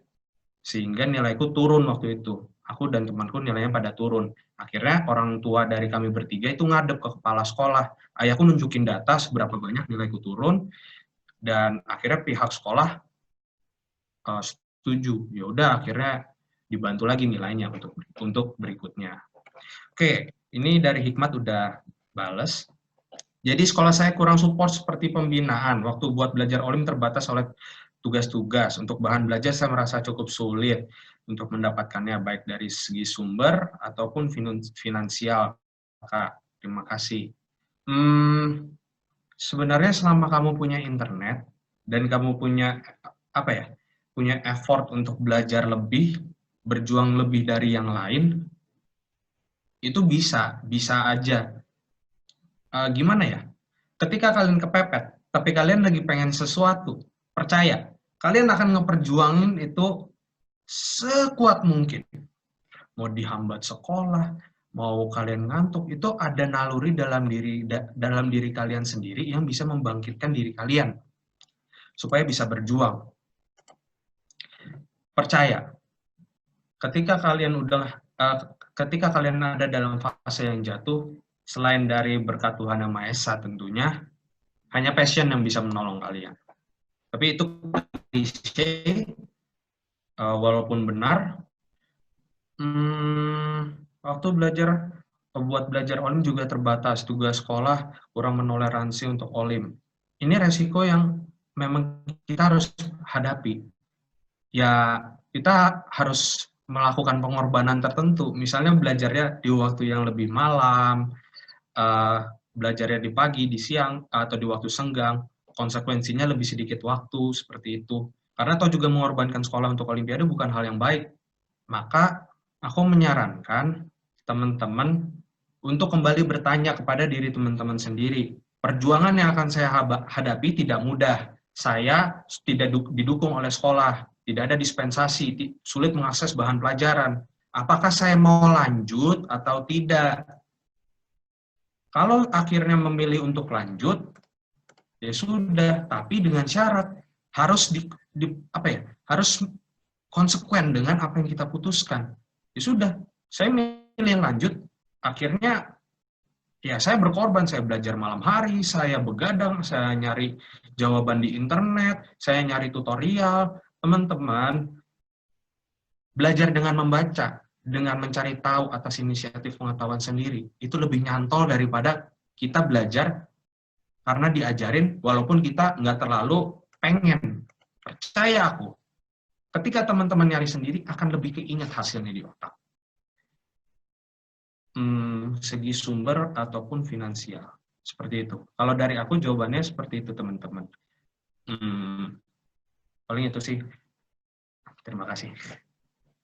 Jadi tadi saya garis bawahi ya Kak beberapa, yaitu percaya aja gitu, percaya pada diri sendiri, pada kemampuan, dan teman-teman harus bisa mempertimbangkan timbal baliknya gitu, sebab akibatnya ketika teman-teman mengambil keputusan untuk walaupun lingkungan tidak mendukung, tapi teman-teman sudah mengambil keputusan itu, berarti teman-teman harus mempertanggungjawabkannya dengan cara belajar ya. Mungkin kita bisa mencari sumber tidak hanya di sekolah gitu, bisa dari luar, bisa dari internet dan lain-lain. Oke. Selanjutnya masih ke Kak Padlan nih pertanyaannya, dan saya rasa ini pertanyaan yang mewakili juga teman-teman. Pertanyaannya saya kirimkan di kolom chat juga biar teman-teman semua bisa melihatnya bersama. Nih, pertanyaannya dari Zulpa Yogi Rahmawati dari SMA Negeri 1 Boyolali. Pertanyaannya, apakah dalam masa belajar di Olimpiade Kak Padlan pernah mengalami kejenuhan atau kestresan berat? Lalu bagaimana sih cara Kak Padlan ini dalam mengatasi hal tersebut supaya semangat belajar lagi?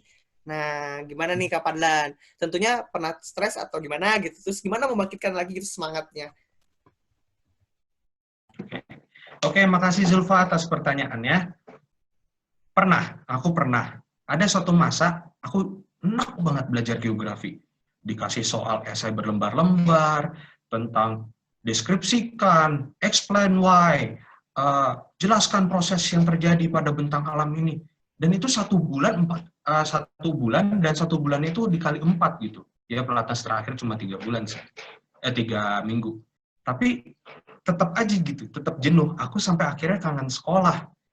Walaupun temanku pada sesama peserta pelatnas pada bilang, ya gue sih lebih suka di pelatnas ya daripada di sekolah, tapi aku tuh jadi lebih kangen sekolah. Caranya gimana? Kalau dari aku itu biasanya pada akhirnya balik lagi ke teman-teman waktu aku pelatnas. Ya main-main sama mereka, ngobrol, nyantai, dan toh juga pelatnas ini kan gak selamanya gitu. Kemudian waktu lagi balik pelatnas, ya aku manfaatin betul gitu. Aku di Jakarta ngobrol sama teman, walaupun feels-nya beda karena udah lama nggak ketemu sama teman-teman. Kalau untuk ngatasin jenuhnya, aku bisa baca berita dulu, ngelakuin sesuatu yang aku senang. Aku tuh sukanya baca, teman-teman suka baca artikel. Jadi kalau aku lagi jenuh, ya udah baca artikel dulu aja. Ya, aneh ya emang jenuhnya tuh baca artikel. Tapi intinya lakukan apapun yang kalian suka. Percaya kalau kalian harus punya me time. Pergi dulu dari geografi kalau emang lagi enak. Karena berlebihan itu juga nggak baik. Intinya, kalian mesti punya waktu untuk diri kalian sendiri, bisa dengan kalau kalian memang suka menyendiri, bisa menyendiri dulu. Menyendiri bukan sesuatu yang salah.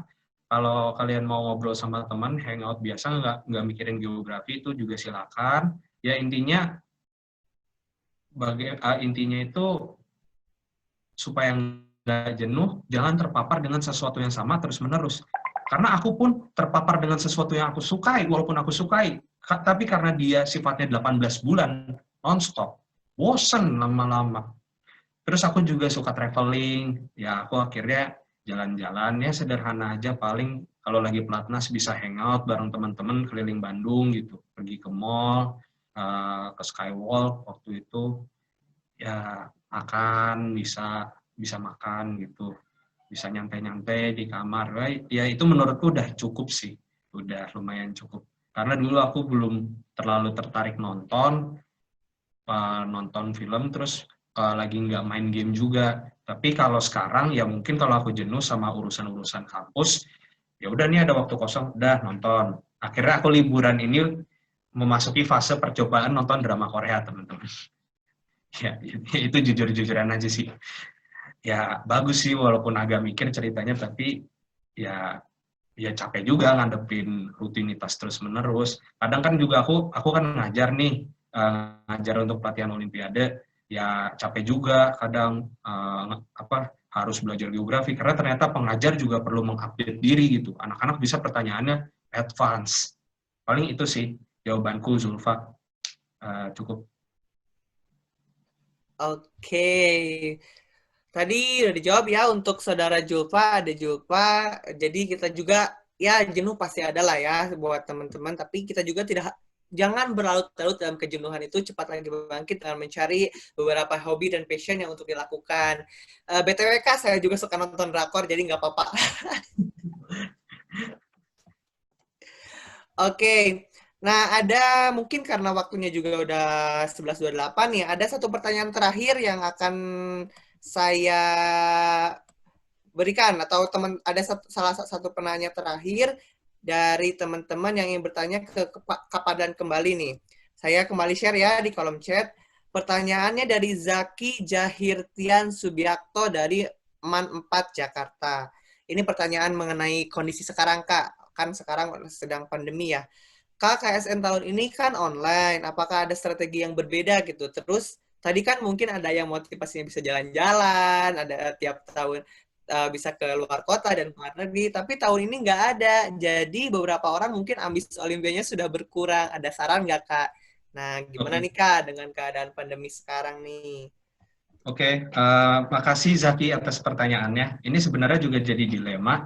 Ketika aku di dunia perkuliahan pun aku juga pengen ikut conference, pengen ikut student exchange, tapi ya akhirnya nggak kesampaian karena corona gitu.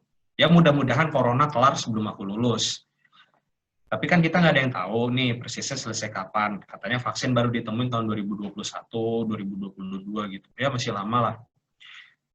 Kalau motivasi semestinya mesti tetap ada, dan bahkan minimal tetap sama gitu. Karena kalau teman-teman berpikir jangka panjang, itu banyak banget reward-nya. Kalau kalian mau reward finansial itu boleh. Kalau waktu aku dulu, jadi peserta OSN aja, itu dibayar 3,5 juta. Kemudian jadi perwakilan DKI ke nasional, itu dibayar 3,25, sekitar 3,25 juta. Ditambah uang saku 990.000. Terus aku dapat medali perak, itu 6 juta, potong pajak 5%, 5,7. Kalau yang dapat emas itu dapat 7 juta, potong pajak juga 5%. Kemudian kalau ke internasional kan, ya internasional IGO tahun ini aja batal gitu. Tahun depan ada, kalau udah corona udah redaan itu di Istanbul. Kemudian kalau reward yang lebih dari itu, sebenarnya demi pendidikan teman-teman sih. Ketika teman-teman udah bisa dapat medali, terutama di tingkat internasional, maka teman-teman bisa dapat beasiswa. Tadi yang udah aku kasih tahu. Buat teman-teman tahu, BU ini adalah beasiswa, salah satu beasiswa dengan uang bantuan paling tinggi dari semua jenis beasiswa yang lain, teman-teman. Jadi, apa ya, sebenarnya sia-sia banget kalau teman-teman nyanyain kesempatan untuk dapat BU.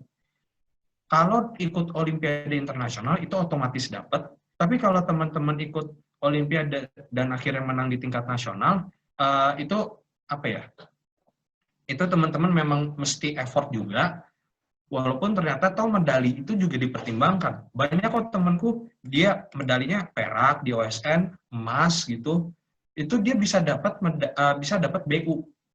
Bahkan ada yang dulunya nggak pernah Olimpiade Sains, tapi bisa dapat BU, teman-teman. Nah, itu apa ya? Itu kesempatan beasiswa yang terbuka dengan lebar. Apalagi kalau teman-teman punya portofolio tambahan, menang OSN, menang internasional, sampai pelatnas tahap sekian, dan tahap-tahapan lainnya, seperti itu. Aku pikir, jadi untuk motivasinya, aku harap teman-teman bisa berpikir lebih jauh lagi, bahwa hidup ini bukan sekedar jalan-jalan, bukan sekedar jalan-jalan seperti itu. Ya, aku juga mengalami kekecewaan yang sama seperti teman-teman di dunia perkuliahan. Nggak bisa pergi kemana-mana. Tapi ya, kita nggak bisa terus-menerus menyalahkan takdir. Ya, kenapa ada corona sih, seperti itu. Karena mau kita di angkatan berapapun, pasti kena. Dari panitia OGG sekarang nggak bisa nyelenggarain yang offline. Kakak-kakak wisuda nggak bisa wisuda offline. Yang lulus sekolah nggak bisa wisuda juga. Jadi sebenarnya semua tuh terdampak. Tinggal gimana kita ngelihat ke depannya gitu. Wah, ternyata dunia ini lebih luas daripada sekedar kita jalan-jalan. Kita bisa dapat bantuan beasiswa. Prestisnya itu juga luar biasa. Kalau kalian menang, bisa dikontak sama organizer untuk pengajar-pengajar, itu honornya lumayan, teman-teman. Sejam itu bisa 100.000. Ya, kalau berapa hari bisa jutaan. Jadi dari situ kalau teman-teman mau memulai untuk berkarir di geografi, bisa dimulai dari sana. Sama satu lagi, Gubernur Jawa Barat, Ridwan Kamil, dulu-dulu dia pernah bilang, pekerjaan yang paling baik adalah hobi yang dibayar. Geografi menjadi peserta Olimpiade Geografi mungkin bukan pekerjaan, maksudnya pekerjaan permanen, tapi setidaknya sesuatu yang bisa kita kerjakan. Dan ketika kita mengerjakan sesuatu itu, kita bisa dibayar. Maka ketika kita menyalurkan passion kita, dan ternyata passion kita dihargai, diberikan bayaran seperti itu, ya nikmatnya bukan main. Kalau dari aku itu, jangan tetap semangat, jangan putus asa teman-teman. Olimpiade lebih dari sekedar jalan-jalan, tapi itu adalah aktualisasi diri teman-teman semua yang bisa berdampak jangka panjang. Seperti itu. Oke, terima kasih Kak Padlan jawabannya. Jadi teman-teman jangan berkecil hati, jangan kecewa, karena mungkin sekarang apa-apa dilaksanakan dengan online, apa-apa dilaksanakan dengan online. Tentunya ada hal positif di sisi lain gitu, tidak hanya hal negatifnya saja kalau misalkan kita berpikir secara positif. Terus tadi saya garis bawahi lagi yang disampaikan oleh Kak Padlan, mengutip dari Bapak Gubernur Jawa Barat, yaitu Pak Ridwan Kamil, yaitu pekerjaan yang paling baik itu adalah hobi yang dibayar, teman-teman. Jadi ketika kita melakukan hobi kan nggak ada tekanan, nggak ada apa-apa, kita enjoy, tapi kita mendapatkan reward. Tentunya juga nggak cuma jalan-jalan aja kok reward yang bisa didapatkan ketika kita melaksanakan OSN, ketika kita mendapatkan medali di Olimpiade lainnya gitu. Banyak sekali reward-reward yang menanti kita nantinya, tidak hanya untuk jalan-jalan. Nanti mungkin jalan-jalannya bisa di lain kesempatan dengan ya reward-reward yang diberikan, kita juga bisa di jalan-jalan mungkin gitu ya teman-teman. Oke, sekali lagi makasih banyak Kak Padlan sudah meluangkan waktunya, sudah berkenan gitu memberikan pengalaman-pengalaman menarik, pengalaman yang luar biasa dari Kak Padlan kepada teman-teman dari peserta OGG 2020 ini. Oke. Untuk selanjutnya mungkin kita ada games nih teman-teman. Jadi sebelum ke penutupan, kita ada games yang sangat menarik dan tentunya berhadiah, teman-teman. Jangan khawatir karena games ini pastinya berhadiah buat teman-teman yang berhasil memenangkan game ini, tentunya dengan usaha-usaha yang ya layaknya teman-teman berusaha kemarin untuk mengerjakan soal-soal dari Olimpiade Geografi dan Geoscience-nya. Oke, langsung saja mungkin karena gamesnya kali ini adalah Oke, jadi sekarang gamesnya adalah Kahoot, teman-teman. Teman-teman, nanti kita akan mengerjakan soal-soal yang diberikan oleh panitia di Kahoot. Tapi tenang aja, teman-teman, soal-soalnya nggak susah kok. Cuma ya asik-asik aja gitu. Oke, mana nih Kahoot-nya? Nah, ayo teman-teman, yuk ikut gabung di game Scout ini teman-teman biar ya kan biar dapat reward gitu kan, kita sudah menyiapkan nih reward yang spesial buat adik-adik, buat teman-teman, karena kan apapun harus ada rewardnya ya teman-teman, biar kita semangat, biar kita bisa semangat lagi gitu. Oke, cepat, baru satu nih, ayo teman-teman gabung di Kahoot yuk. Oke, saya tunggu. Sok, silahkan, saya tunggu. 7. Penggunaan username disamakan ya teman-teman. Biasa kalau bisa nama underscore sekolah biar kitanya gampang dan teman-teman yang lain mengenal satu sama lain nih. Oh dari sekolah ini, oh dari sekolah ini gitu teman-teman. Kalau bisa gitu ya, nama underscore anak asal sekolah. Oke, 12 nih. Ayo lagi. Ayo, ada hadiah nih teman-teman. Hadiah yang sangat menarik tentunya. 14. Ayo, masih belum 50%. Lanjut lagi. Siapa tahu salah satu, pasti sih, salah satu di antara teman-teman pasti ada yang mendapatkan hadiahnya. Nah, siapa tahu mungkin teman-teman yang beruntung yang mana nih? Ayo, gabung lagi nih, baru 18 orang. 22. Mantap nih teman-teman. Semangat ya teman-teman, semangat sekali. Yuk, yuk, masuk yuk.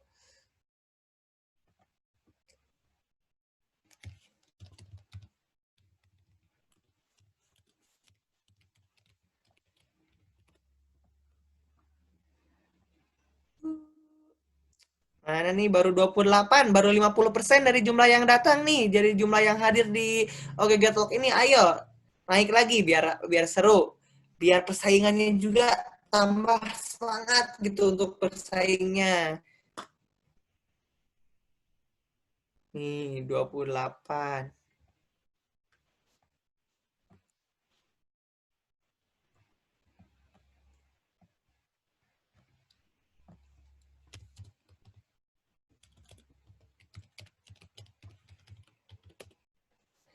11.40 kita mulai ya teman-teman. Jadi ayo yang belum masuk join yuk, yang belum join ayo masuk, baru 29 orang nih. 30 orang, ayo. Kalau bisa semua nih, semua ikutan. 54 orang yang ada di sini, kecuali saya mungkin ya. Karena nanti kalau saya ikutan, saya yang menang nih.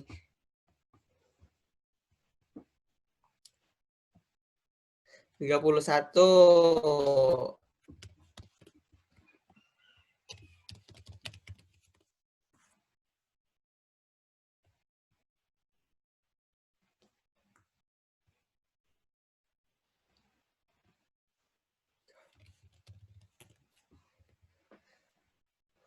34. Masih ada 20 orang lagi nih yang belum masuk. Yuk, masuk yuk. Cepet. Oke. 11.40 nih. Gimana nih? Panitia mau mulai aja atau tunggu lagi nih teman-temannya, Mas, barangkali ada yang mau masuk.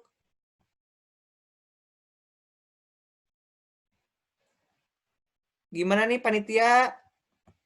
Mau langsung aja mulai udah 36 peserta? Atau tunggu lagi barangkali semenit lagi nih. Buat teman-teman yang mungkin masih bingung tentang username, saya ingetin lagi username-nya nama underscore asal sekolah ya teman-teman.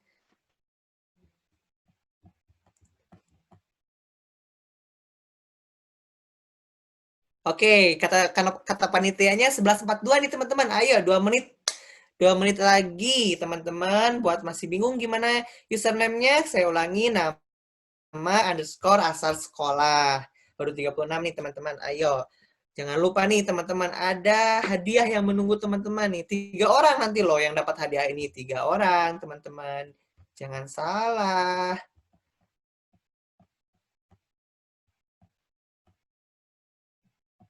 Ada 3 orang yang nantinya akan beruntung mendapatkan reward, mendapatkan hadiah yang disediakan oleh panitia untuk teman-teman yang menang games nih.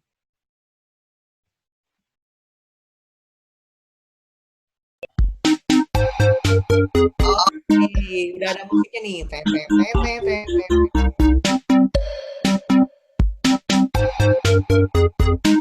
Nah, 1 menit lagi nih teman-teman. Ayo, jangan lupa namanya, nama teman-teman, asal sekolah.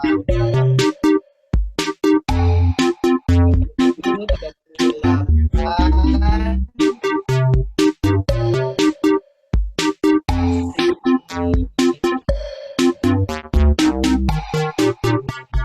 Ayo, semoga yang udah masuk sambil nunggu gue nggak apa-apa.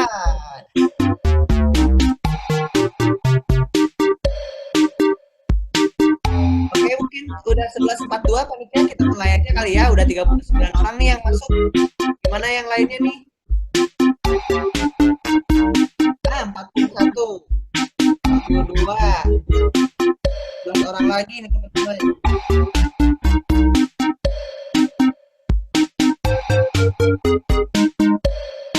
Oke, cukup ya. Soal silakan. Ditunggu.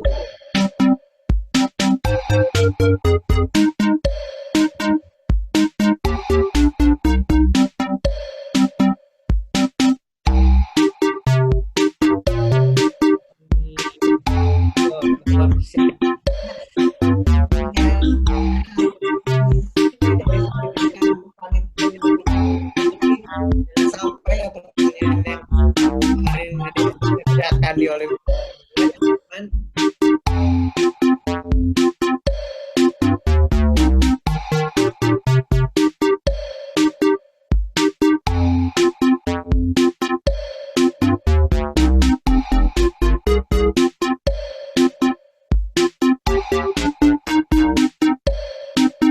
Yuk, mulai yuk.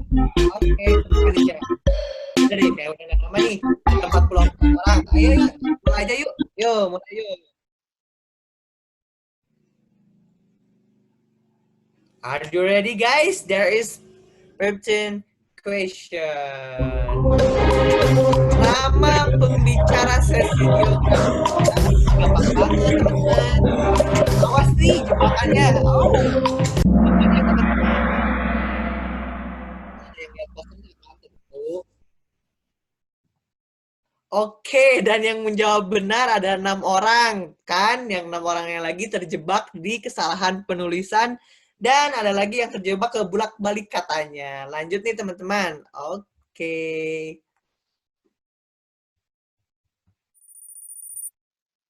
Oh, posisi pertama ada Gazlan. Kedua ada Andre, sama ada yang ketiga ada Paris nih. Lanjut.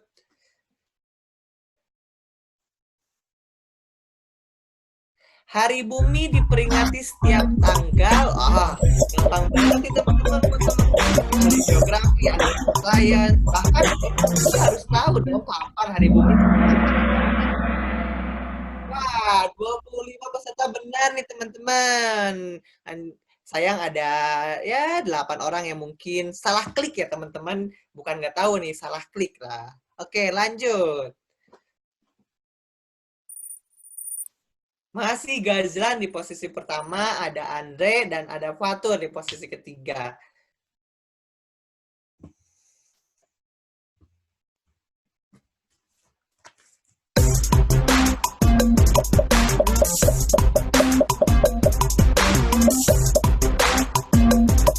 FITB terdapat di jurusan. Ini gampang banget, teman-teman. Oke, 20 orang benar dengan 4 jurusan. Next.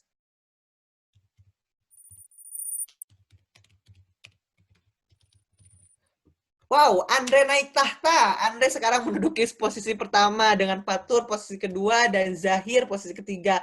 Wah, Gazlan tadi di mana ya? Wah, ayo Gazlan, ini lagi. Berusaha lagi secepat mungkin untuk menjawabnya. Lanjut, lanjut.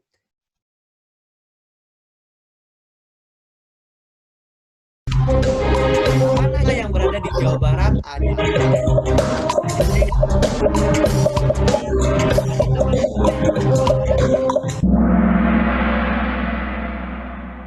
ya, Taman Nasional Gunung Ciremai 26 benar menjawab. Next. Siapakah yang ada kedudukan pertama? Masih Andre. Oh, Fatur ternyata teman-teman naik ke kedudukan pertama dan Andre di kedudukan kedua. Lanjutnya ada Jahir tetap di kedudukan ketiga. Selanjutnya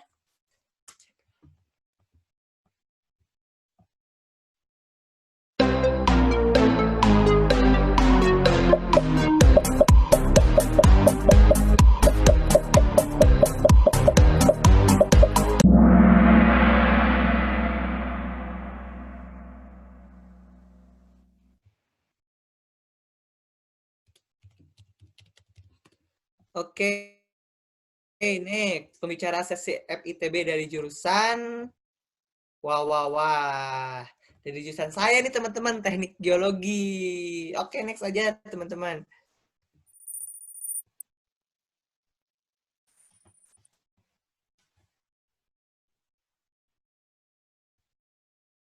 Oke, Fatur nih masih di kedudukan pertama. Oh, kedudukan kedua dan ketiga ganti teman-teman. Sekarang ada Faris dan Sabar. Wah, bagus sekali ya Sabar.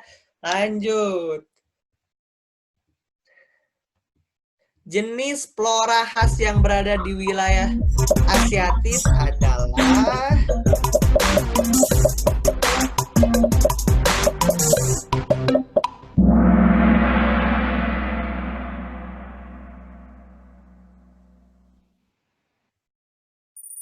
oke.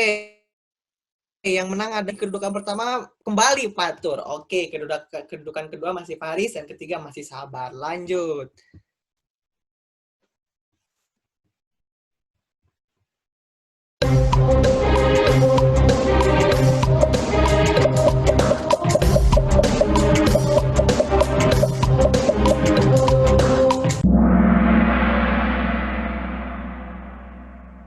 Orang benar dan sisanya mungkin salah klik ya teman-teman, bukan nggak bisa nih.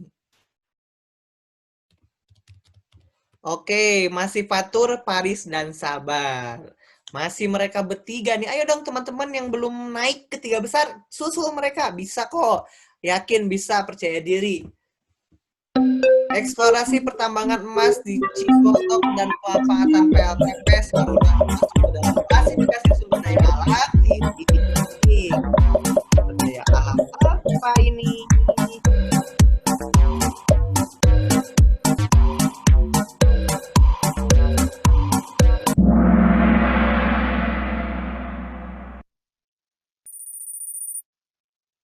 Oke, di tiga besar masih Fatur, Faris, dan Sabar. Apakah berubah ini? Berubah. Ada yang naik dengan perlahan. Oke, Ruben ternyata naik ke posisi. Oke, kita tahun ini mengusung tema tema Olimpik Geografi dan Geosains. Oke, 36 benar. Ini siapa ini satu yang salah ini? Geofak ya teman-teman, tema dari OGG tahun 2020 ini. Lanjut aja langsung biar cepat. Next aja. Nanti siapa nih? Tiga terakhir kita. Siapa nih yang akan jadi tiga Geopark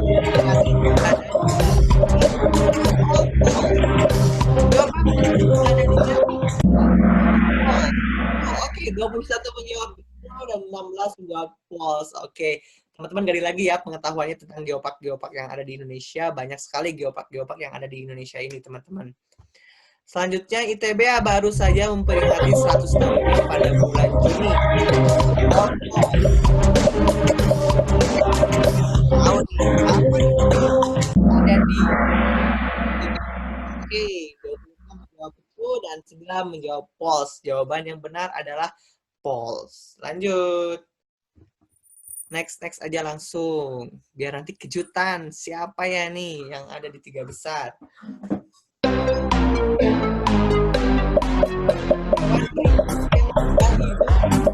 bagian barat adalah apakah yang berada di Indonesia bagian barat? Oke, awal teman-teman jawabannya. Lanjut.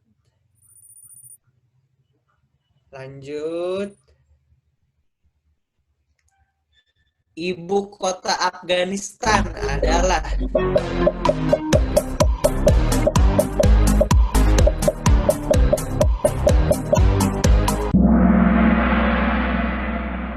apakah ibu kota Afghanistan? Oke, Kabul adalah ibu kota dari Afghanistan. Lanjut aja. Next aja biar nanti aja disebutnya sekalian. Nih, nomor 14 dari 15 nomor teman-teman. Dua nomor terakhir itu. Apa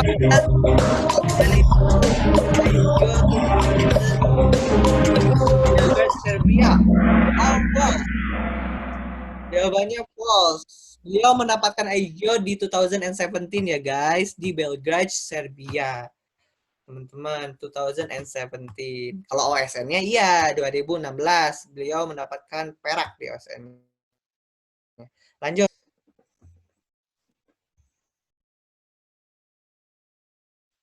Terakhir. Satu nomor terakhir. Dan siapakah yang nanti akan mendapatkan hadiah menarik dari OGG 2020? Lulusan Kapadlan adalah dari pembicara Kapadlan. Grafika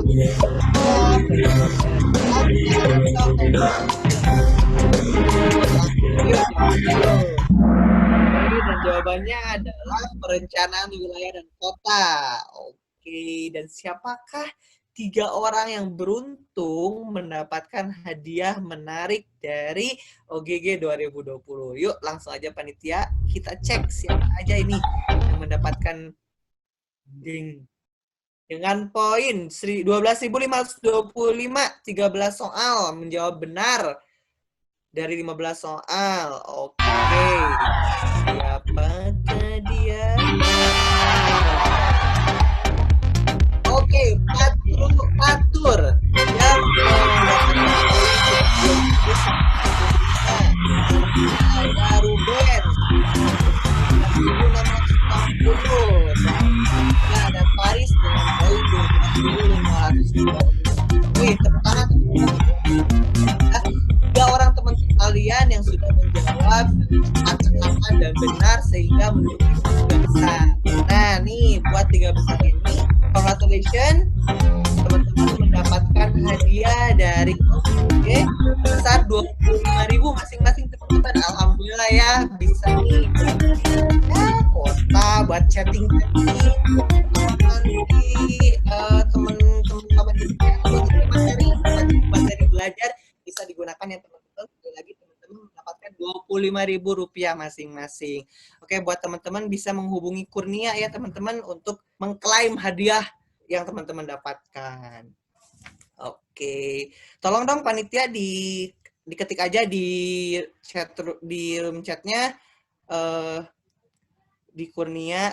Oh, ternyata udah ada di grup ya teman-teman. Untuk para pemenang nanti hubungi Kurnia di grup ya. Oke, congratulations I say for you the winners of this game. Oke, tepuk tangan Rp25.000 untuk masing-masing pemenang ya teman-teman.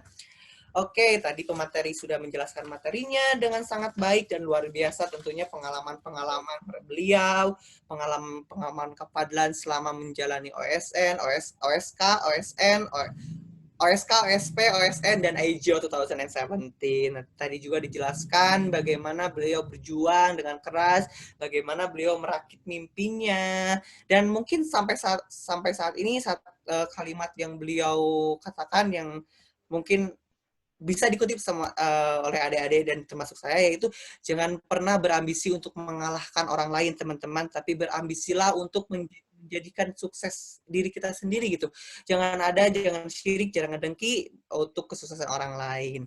Oke teman-teman, mungkin OGG Talk Geografi 2020 menggali para pemenang Olimpiade ini cukup di sini mungkin teman-teman.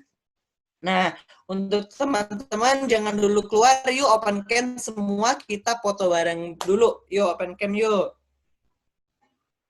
Mana nih teman-teman? Oke, openkan semua. Kita foto bergaya dengan luar biasa. Oke, bentar nih teman-teman. Yuk, open cam yuk. Kita foto dulu. Kita dokumentasikan momen yang luar biasa ini. Sekali loh, sekali ya seumur hidup kalau saya gitu mungkin. Oke, open cam. Teman-teman yang masih ada bisa yuk open cam. Panitia siap-siap ya. Oke, dari Kak Padlan aku boleh ngasih tips terakhir enggak? Boleh sih, boleh Kak, boleh. Oke. Boleh silakan Kak Padlan. Oke, singkat aja teman-teman. Jadi karena tahun ini KSP-nya online, agak sulit untuk koreksi jawaban esai. Jadi soal geografi kemungkinan besar itu PG semua. Tapi karena PG, jadi dibikin soal yang tipenya higher order thinking skills. Teman-teman harus paham konsepnya. Misal konsep stratigrafi, mengurutkan umur tanah itu harus tahu konsepnya bagaimana. Misal tanah yang mengintrusi ke atas itu, lapisan batuan yang intrusi ke atas itu usianya lebih muda daripada lapisan yang udah ada, kayak gitu-gitu. Karena bisa aja nanti disuruh ngurutin, bukan disuruh kayak hafalin jawabannya gitu sih. Paling itu aja. Sama banyak jawaban yang rancu mungkin, jadi siap-siap aja. Oke, terima kasih Kak Fadlan. Tuh teman-teman dengerin siap-siap dengan soal-soal hot yang akan teman-teman hadapi nantinya. Yuk langsung aja open cam semua yuk. Panitia siap untuk mendokumentasikan momen yang luar biasa ini.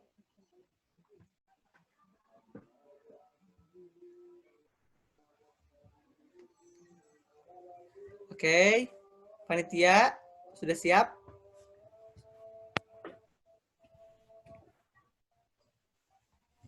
Sebentar ya. Oke. Kita ada 2 kali foto ya. Oke, 2 kali Karena ada 2 room.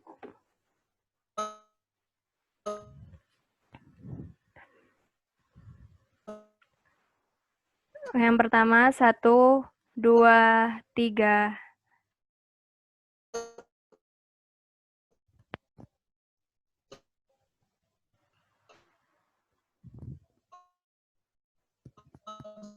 Yang kedua. Oke, nggak 5 kali aja nggak apa-apa kok Kak. Oke, 2 kali teman. 1, 2, 3. Udah. Oke, terima kasih panitia, terima kasih adik-adik sudah berkenan untuk mengikuti OGG Talk 2020 ini. Juga saya ucapkan terima kasih banyak kepada Kak Fadlan, juga kepada teman saya Eko sudah menyampaikan, meluangkan waktunya untuk menyampaikan materi-materi, untuk menyampaikan pengalaman-pengalaman Kak juga Eko ya. Terima kasih banyak saya ucapkan mewakili tim OGG Talk 2020. Juga saya memohon maaf apabila ada salah-salah kata dari saya, apabila ada teknis-teknis yang mungkin tadi ada sempat yang tersendat, saya ucapkan banyak-banyak minta maaf atas kesalahannya. Apabila ada kata-kata saya yang kurang berkenan juga, saya mohon untuk dimaafkan.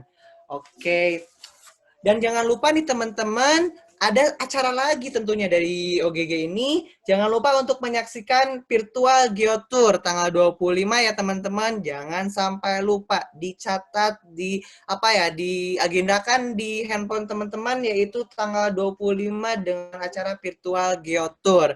Oke, sebelum saya menutup, mungkin saya terakhir akan mengucapkan terima kasih kepada sponsor dan media partner yang sudah mendukung acara OGG Talk 2020 ini. Kepada sponsor yaitu Geospatial Creative Institute, Badan Informasi Geospasial, Environment System Research Institute, dan Windows Spectra, saya ucapkan banyak terima kasih. Selanjutnya media partner Q&A Group, Olimpiade_update, Event Pelajar, info.lomba.indonesia.id, Dunia Lomba, Cari_lomba, Info Lomba Plus, Gudang_lomba.id, dan Info Lomba Kita. Kami segenap tim dari OGG Talk 2020 mengucapkan banyak terima kasih atas kerjasama dan dukungannya. Akhirul kata, saya ucapkan wabillahi taufiq wal hidayah. Wassalamualaikum warahmatullahi taala wabarakatuh. Terima kasih Kak. Yuk, semangat. Yo, makasih. Terima kasih semua teman-teman. Semangat ya.